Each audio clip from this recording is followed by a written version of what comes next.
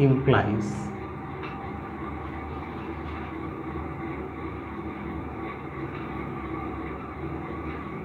H1 and H3 must be disjoint. Now where is this coming from? Let us see. If H1 and H3 are not disjoint, then that means there is a common element. Say that element is B. Now B cannot be equal to D, so B will be equal to D dot A.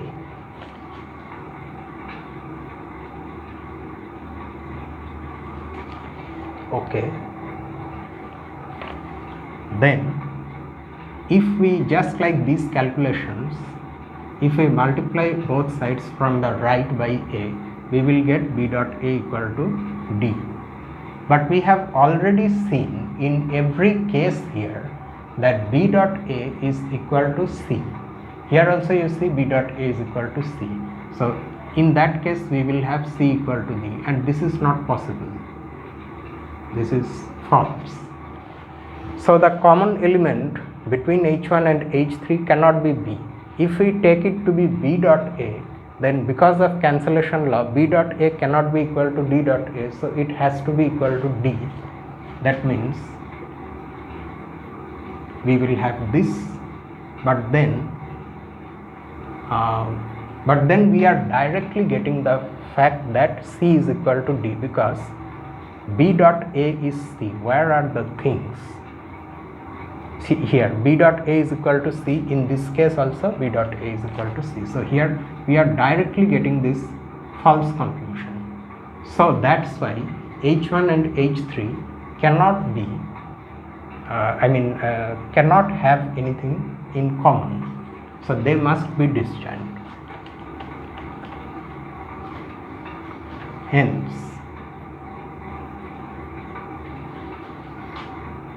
we have,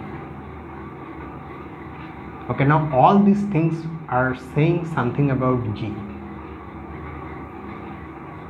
What I am claiming is this.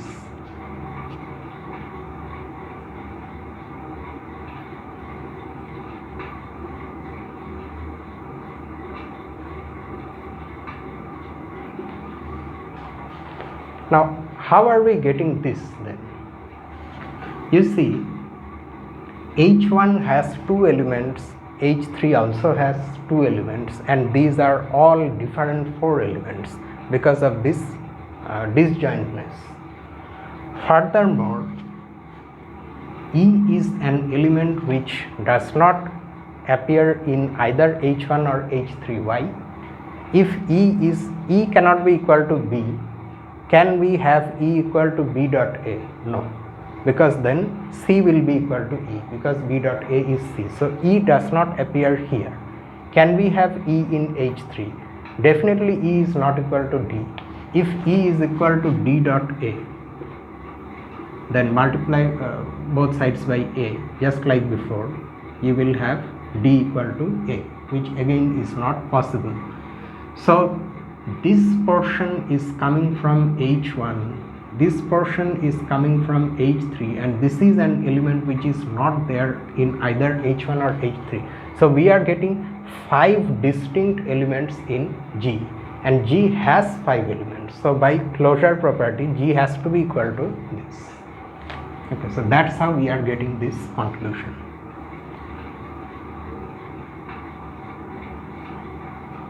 Okay. Now next,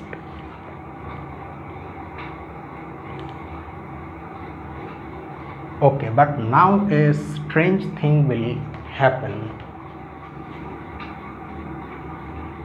This implies, let me write like this, but this implies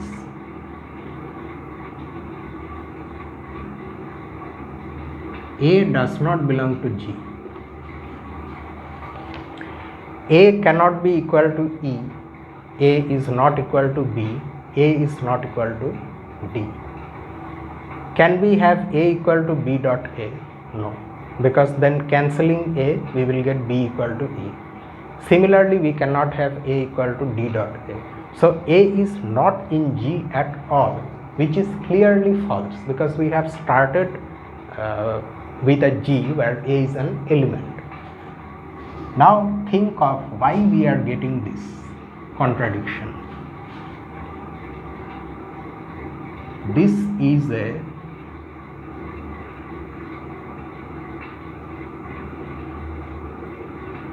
contradiction and hence our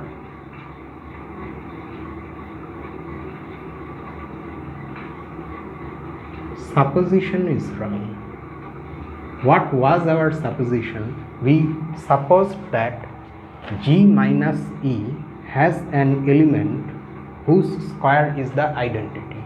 So that means G minus E has no element whose square is the identity, and that was our claim. Recall that.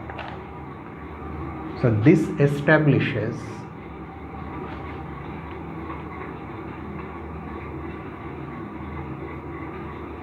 our claim. Okay. So that means what? Every element other than the identity has an inverse not equal to itself. So we assume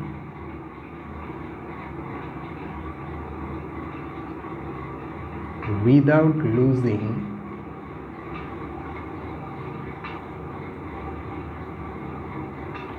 generality. Instead of writing without loss of generality, let us just write without losing generality. Mathematical arguments are extremely boring in the sense that they are not fun to read. You will see the same phrases again and again. So it's a good practice to often do some changes to make it somewhat readable, somewhat enjoyable, as much as you can. Without losing generality, that A inverse, okay, now A inverse is something different from A. Oh, but I should say that why we are getting,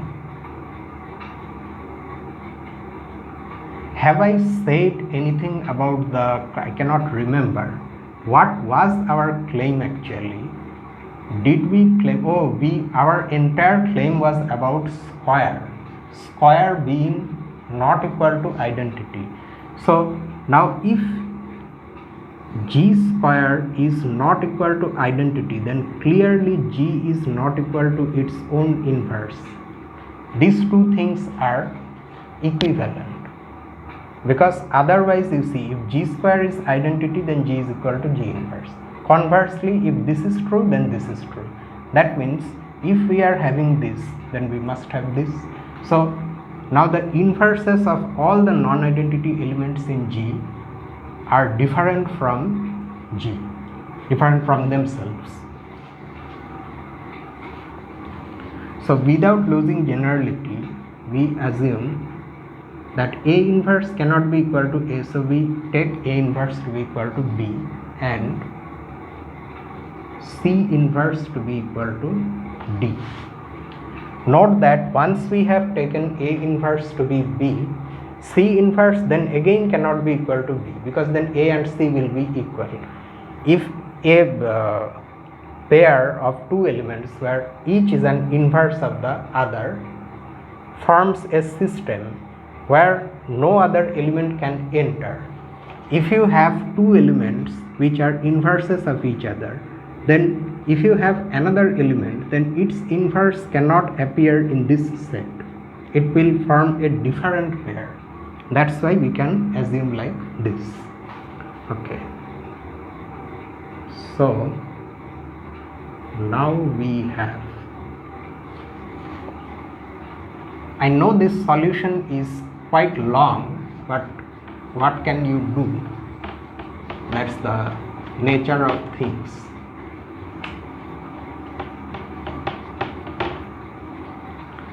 So we have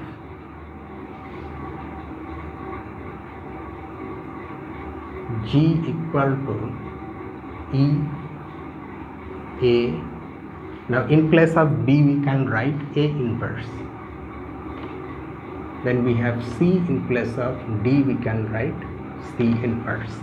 So the structure of the group has been simplified somewhat. Simplified in the sense that we know much more about what is the relationship among these non-identity elements. We have at least found element and its inverse, such pairs we have found. Okay. Now look at this. Since A dot C and C dot A, both of them don't belong to E, A and C. You already know why this thing happens. Okay, we have seen it previously. But now, unlike the previous case where we were left with only one possibility, here there are two possibilities. A dot C is not equal to E, it is also not equal to A, it's not equal to C. So it is either A inverse or C inverse. Similarly with C dot A. But I think we need not consider C dot A. It's enough to consider A dot C only.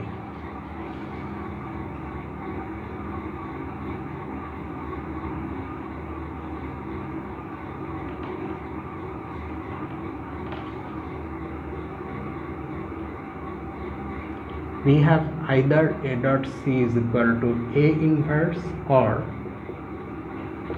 A dot C equal to C inverse. If A dot C is equal to A inverse, then C is equal to A to the power minus 2. This you can obtain by multiplying both sides from the left by A inverse. On the left you will have C, on the right you will have A to the power minus 2. And we have, okay, now then what happens to G? E, in place of A we can write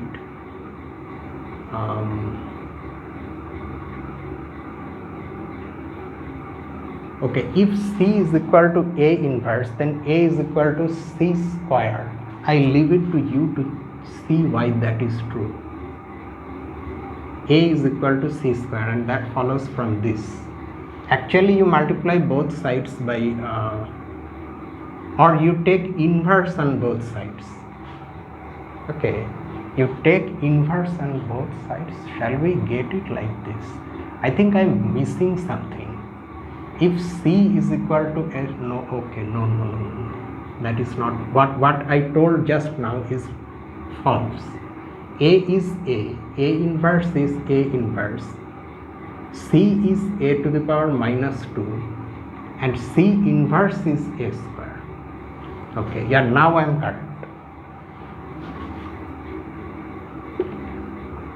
If on the other hand A dot C is equal to C inverse, then just like before, A is equal to C to the power minus 2, and we have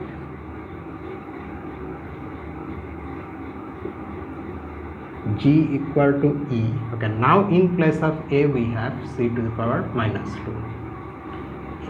Then A inverse will be C square, and this is C inverse. Now look at the structure of G in each case. G has been further simplified. Now G is actually G has elements which are integral powers of a fixed element. In the first case that fixed element is A, in the second case that fixed element is C. Okay. Since by the rule of exponents, by the rules of exponents,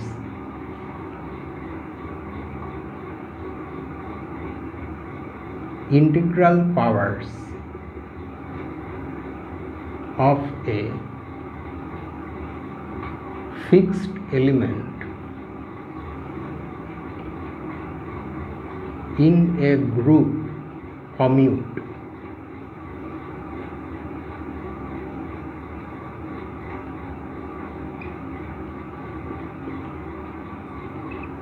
G is abelian.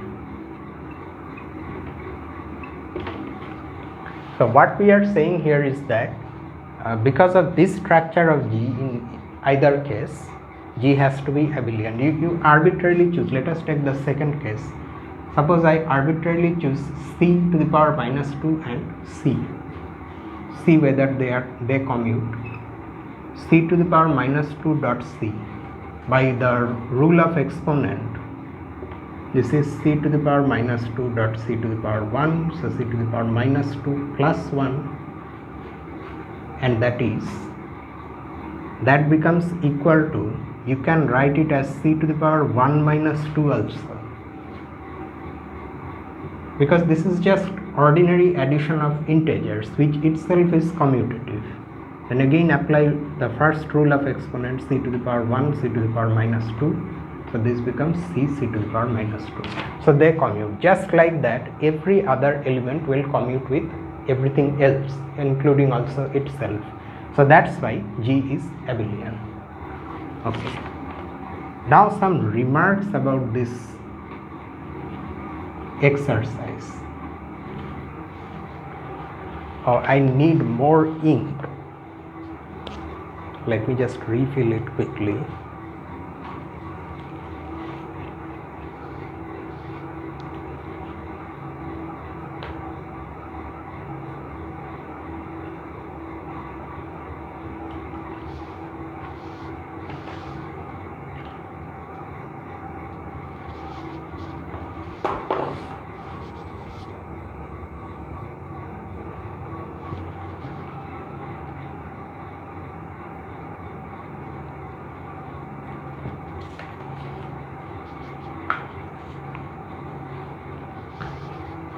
Okay, now the remark is this.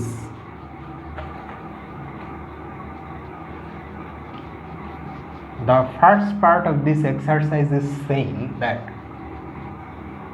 any group of order 3 is abelian. So if order of G is equal to 3, then it is abelian. The third part says that any group of order 5 is abelian, and the second part is saying that any group of order 4 is abelian. These are cases of general results. This one is coming from the result which says that if G is a finite group whose order is a prime number, then G is abelian. In fact, not only abelian, it's a cyclic group. And this one is part of a general result which says that if the order is the square of a prime, then it is abelian. In this case, it's not necessarily cyclic, but nevertheless, it's abelian. We will see these results in future. Okay, we will prove them. Let us now go to the next exercise. The 10th one, and the 10th one is actually the one which we have used in part B of this solution. So we will now solve this, and that will actually complete the previous solution. Exercise 10. Show that if every element of a group G is its own inverse.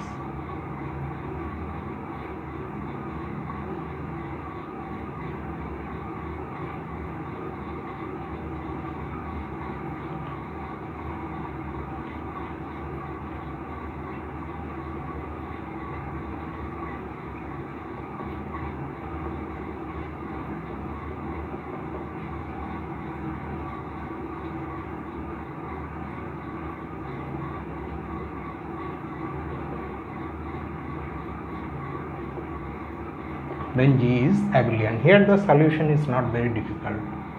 It's neither difficult nor long. Okay. Its own inverse. VR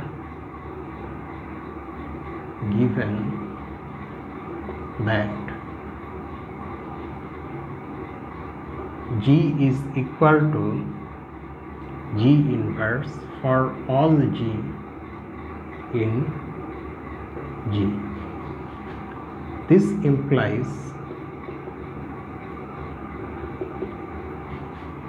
this equation will give us G square is equal to E for all G in G. Now let A and B be two elements in G, any two elements. Then what is the square of their product? By our assumption, this is equal to E. Now E can be written as E dot E, but then again by our assumption we can write E as A square and that E as B square.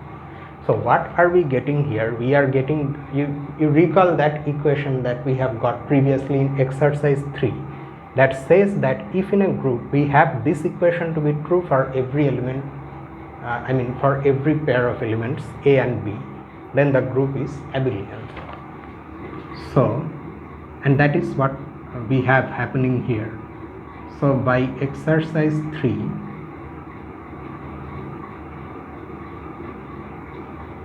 G is abelian. That's it. Okay. So here, this is the 10th exercise. Then we go to the 11th one.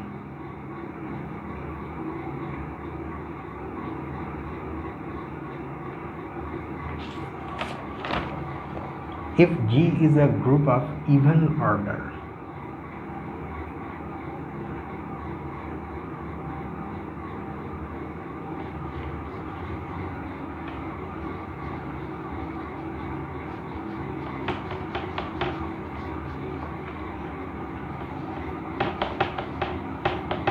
if you feel that you can improve these solutions, then you are most welcome to do that and let me know.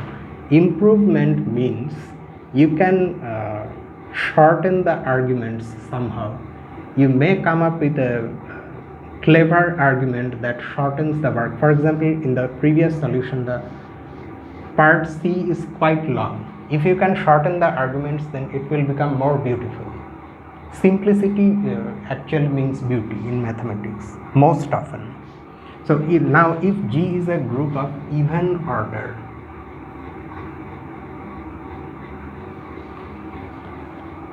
prove that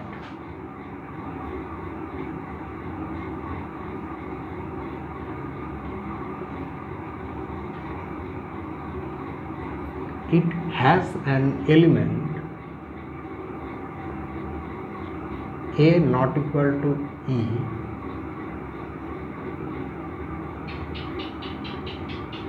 satisfying A square equal to identity. This result is also a special case of a much more general result known as Cauchy's theorem. We will see that in future when we have Cauchy's theorem. In place of 2, we can replace 2 by a prime which divides the order of G. In this case, you see 2 divides the order of G because the order is given to be an even integer.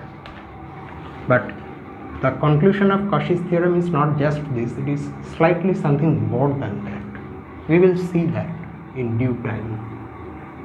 So let us now go through the solution. So here our job is to prove that there is a non-identity element whose square is the identity. We define a set. Let A be the set of all sets that look like this. So each element in A is a set of an element and its inverse, where A belongs to G and there is one more condition, A is not equal to its inverse. So not only are we considering such pairs, but those pairs that give us a two element set. We will not have this in A, for example.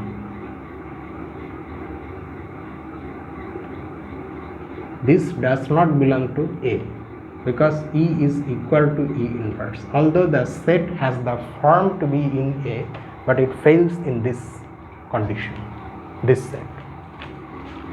So this is a set.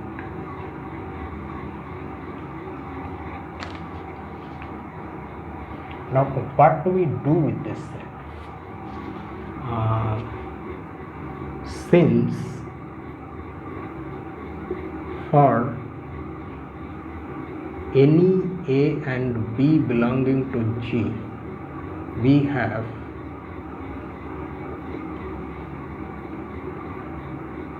either this, that the such sets formed by A and B are identical or are disjoint,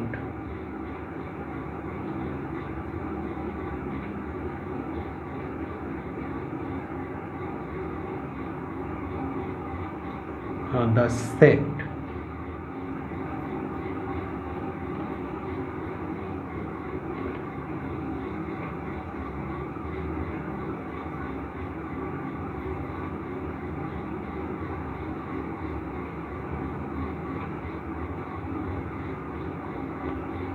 has an even number of elements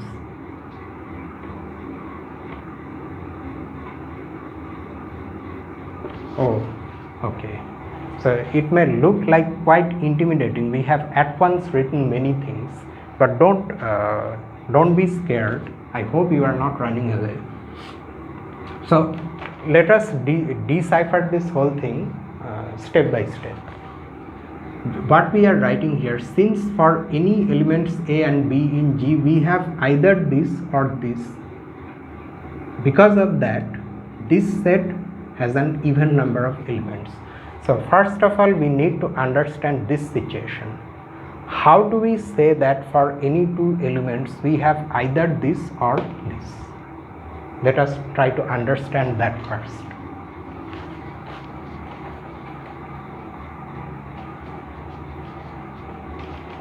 I have already mentioned this in the passing, but again let us look at that more closely.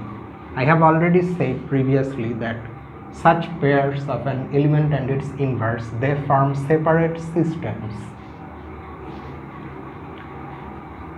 If for a given A and B, for a given such pair, if this is true, then fine. But if this is not true, if they are not disjoint,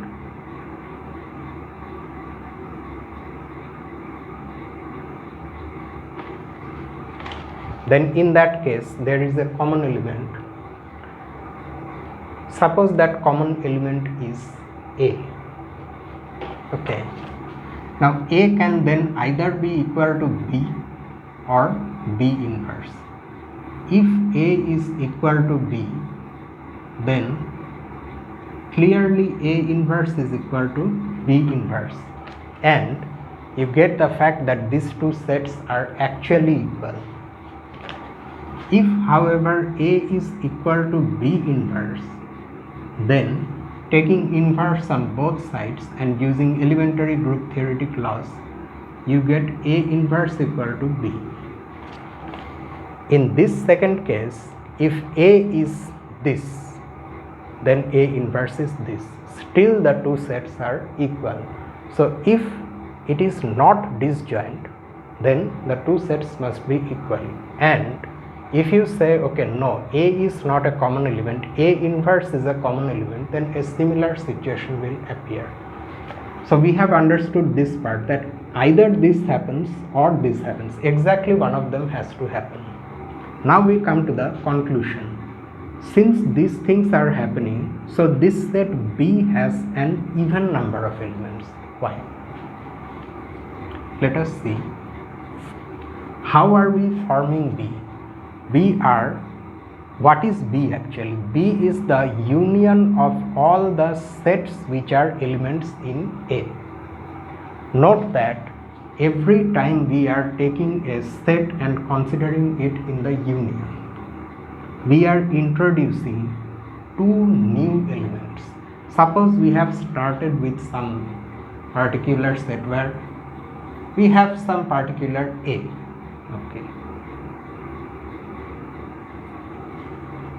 Then this is in the union. So actually if I write the union, these two elements have appeared. Then I need more elements. So I will look at some other set here. Say this such a set B comma B inverse. Now if you look at this situation, that other set, since it is an other set, it cannot be equal to this set. So that means that other set has to not only be distinct from this but also disjoint with this. So that means if we are considering some other set, that will give me two new elements, B and B inverse, and the process goes on until we exhaust all the sets.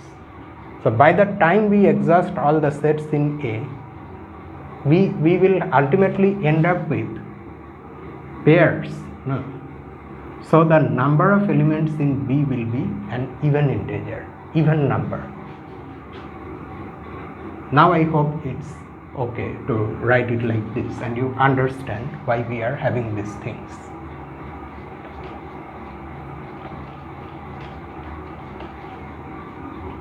Okay, now watch this.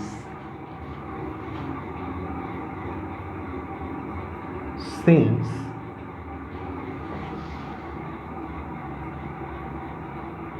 E comma E inverse, we have already seen that this does not belong to A. We have E not belonging to B.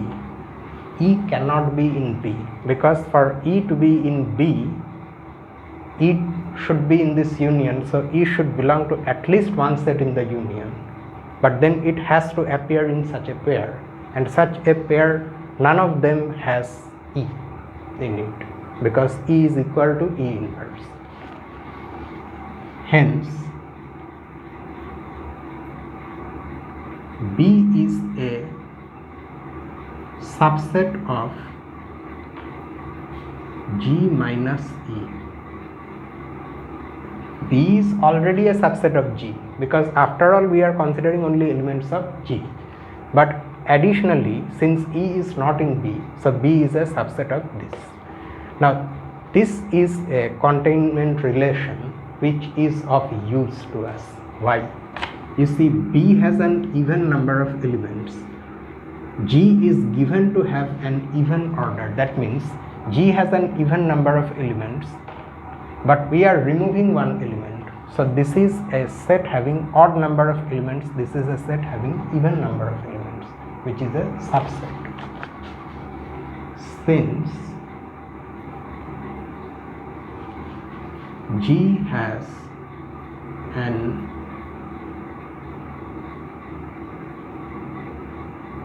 even number of elements, G minus E has an odd number of elements, so this B cannot be equal to G minus E.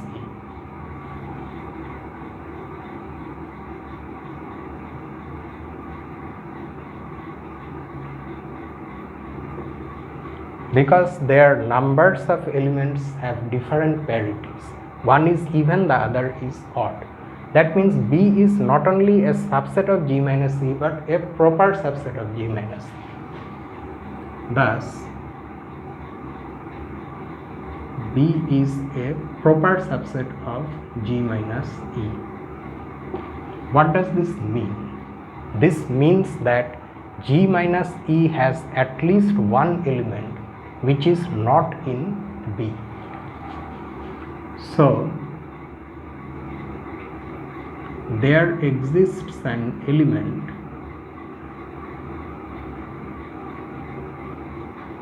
A in G minus E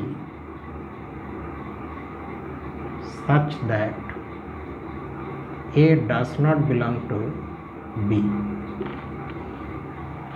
Okay. Now A being in G minus E means what? It means that A is not equal to E. This implies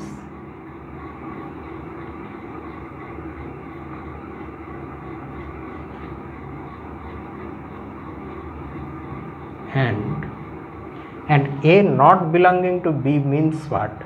In B we ultimately have what? We have pairs of elements which are inverses of each other and they are not equal. So if I have something not in B, that means its inverse should be equal to itself, because otherwise it will appear in one such pair and consequently it will appear in B, and A equal to A inverse. This condition should not be true for such an element. In other words,